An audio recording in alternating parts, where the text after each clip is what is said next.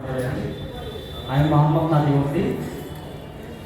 সবাইকে শুভেচ্ছা জানিয়ে আমি পাঠ করছি স্বরচিত কবিতা প্রকৃতির প্রবাদ গাথা।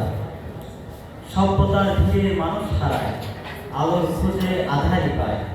যতই করি স্বপ্নের প্রাচীর, ততই বাড়ে হৃদয়ে শূন্য নিঃশ্বাসের তীর। পাখির ডাকে জাগে রাত, মিশে যায় তাদের দৃষ্টি প্রভাব।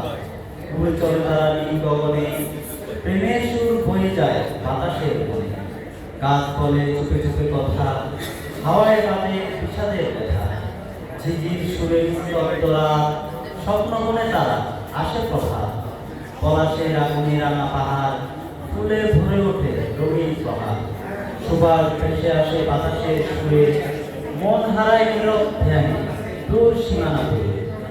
চাঁদ বলে বদলাই আমিও সময়ের শোনে, তারা হাসে থাকি স্থির আকাশের গায়ে। রমে রমে ভরে ওঠে পৃথিবীর প্রাণ, স্রষ্টার সৃষ্টিতে বাজে অনন্ত গান। আজানের সুরে জাগে মন প্রবীণ, রাত পেরিয়ে আসে আলোর দিন। কুহুকের ডাকে মিশে শান্ত প্রাণ, স্রষ্টার প্রেমে পায় জীবনের টান। ধন্যবাদ সবাইকে।